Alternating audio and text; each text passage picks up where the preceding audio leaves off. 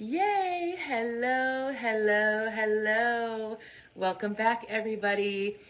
It is Tarot Tuesday, Tarot Reviews Day, and I have a plan for the month of July. I'm so excited.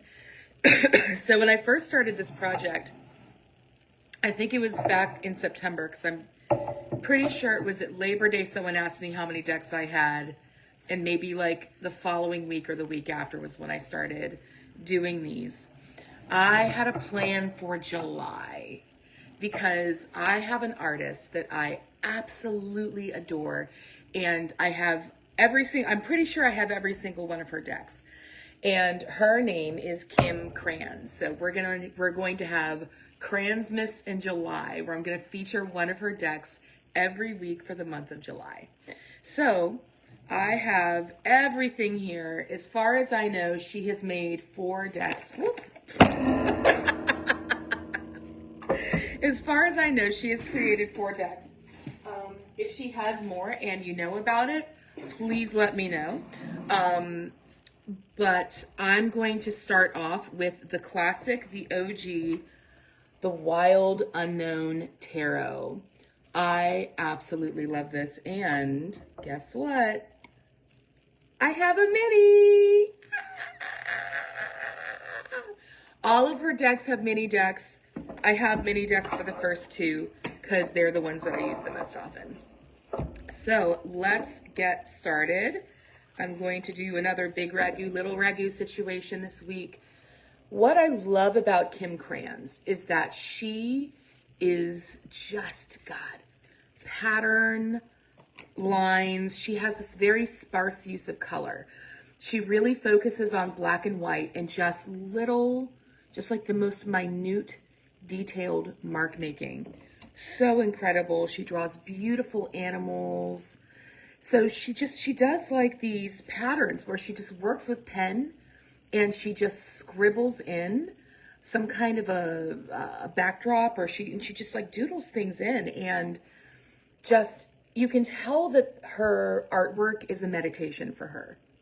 You can tell that this is a meditation, often in black and white. Sometimes she'll do like a watercolor background like she does here, right?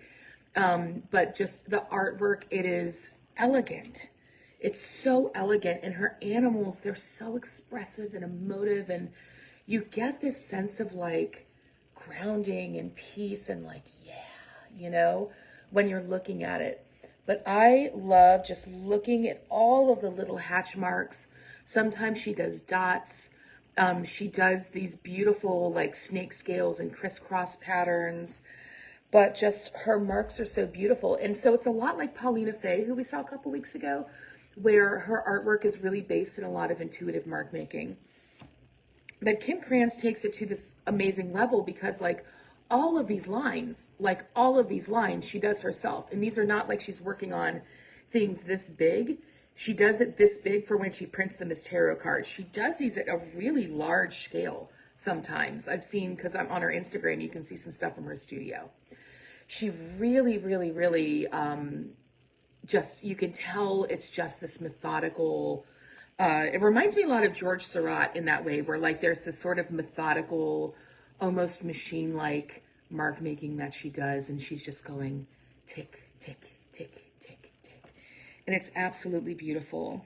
And I love how her decks are mostly black and white, but she pops in a little bit of color here and there. So where you see color as a reader, so if this is a deck that you buy, right, and you read from it, where she chooses to use color is something that can tip you off and give you a bit of a signal, right? Look at that spider web. Like, how long did that take her to do? All that concentration. It's so beautiful. But see, yeah, this one has very little color except at the edges, right? We have like a sort of faded rainbow edge in there. This one has absolutely no color at all, right? This one has some red right in the eyes. So just very clever expressions of the iconography that she's choosing to express the meaning of the card, right? This one here, the Magician. So beautiful. I love the radial lines that she does when she does these. But like, yeah, the magician and the way that she's choosing an animal to kind of go along with it. And instead of doing something figural, like here, where she's choosing to use these pops of color.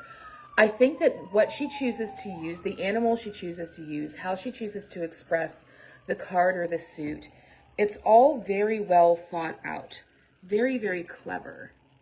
So I really, really love her artwork for this reason, because even though I would say there's something minimalistic about this, right? She just uses every inch of her space, even if it's just like these lines, right? She uses every single inch of her space and she's thinking about it, right? So I just think that like her artwork, it's very intuitive, but she's really fusing intuition with technique. And she's really, you can tell that she's doing this less as play and more like less of a playful meditation and more of a very focused, like very engaged meditation, right? Like the star. And look how she chooses to use the color here. So beautiful. Very, very well thought out. So I love, love, love her work. So you're going to be seeing a lot of her work. So her first two decks are drawn. Her second two decks are collage. They combine drawing and collage. I can't wait for you to see them. We're going to be seeing a lot of her stuff over the next month. And I remember during the pandemic, I think it's because during the pandemic was when I started reading cards for people. And these were among the first decks that I owned. So this deck, and then her Animal Spirit deck, and then her Archetypes deck. I owned all of those decks, and I used them, I think, the most during the pandemic when I first started reading for people. And I started connecting with her artwork. I also read her book, Blossoms and Bones, at that time. And I started to really, I started drawing during the pandemic, and I started kind of emulating her style because there was just something so spiritual about it, right? I mean, just like, look at that. There's so much to look at, even though it's very simple. So yeah.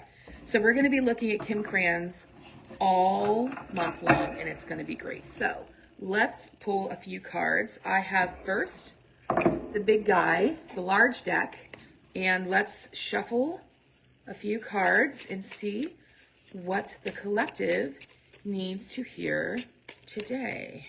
Just a couple. Ooh, that magician came back.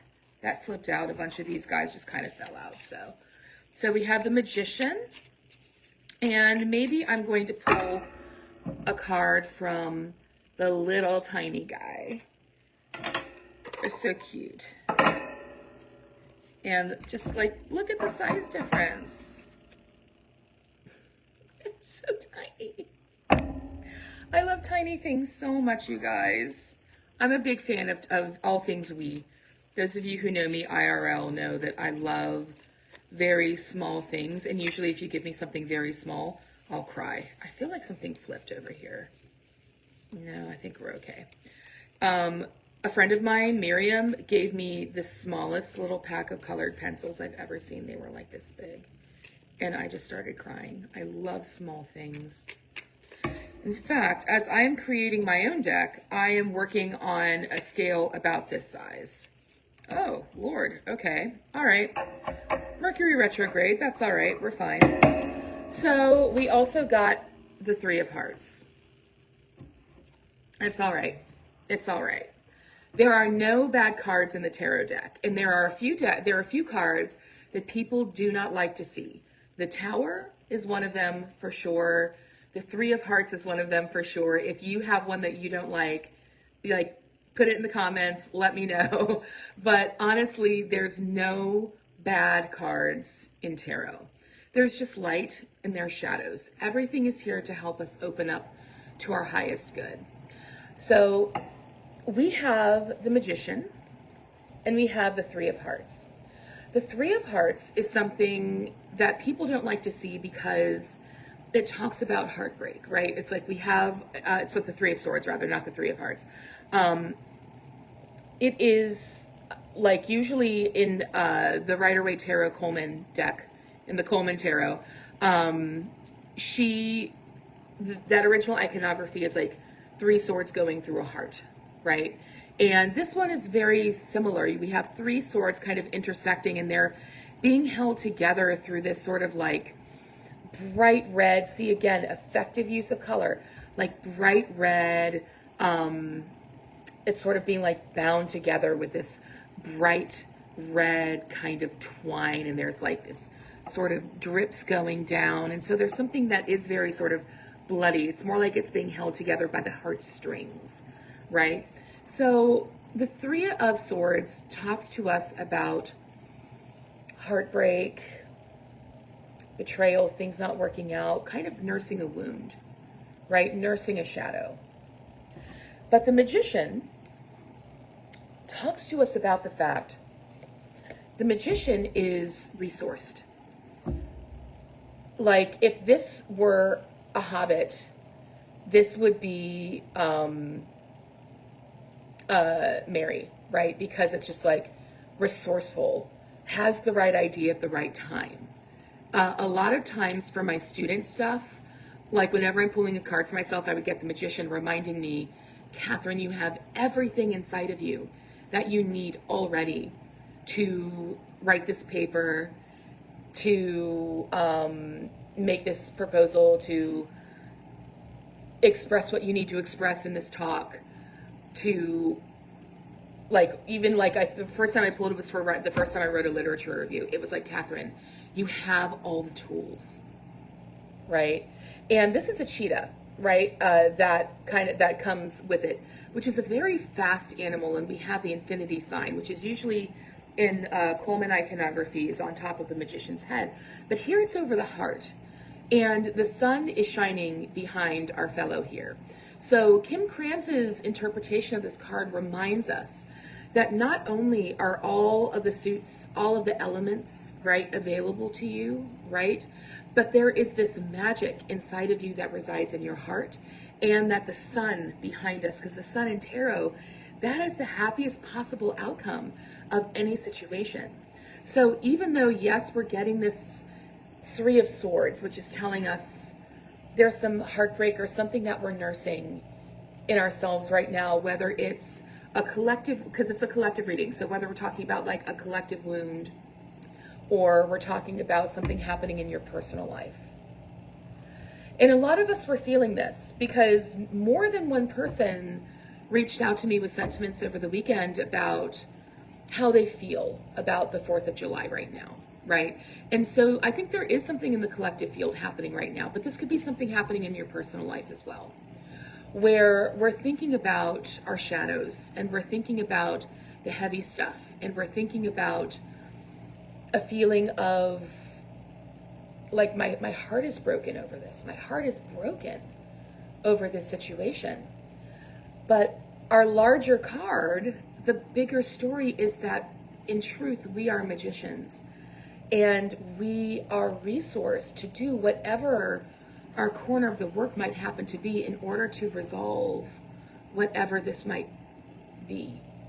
Like, maybe we don't fix it, but maybe it's something that needs to be seen, and maybe seen, and we need to look at it, and we need to not be afraid of it in order for us to move forward and say, I have infinite space inside of me to create the contribution that I am here to contribute, right?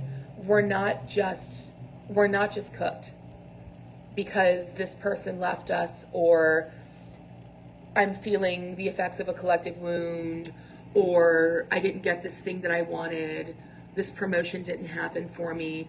Whatever it is that's leaving you feeling brokenhearted in your life, feel it, look at it, see it, but understand that the larger part of you is this magician that has everything it needs already on the altar, already on the table, is supported by the sun, and has this innate, infinite creative ability, and can create with speed, can manifest with speed.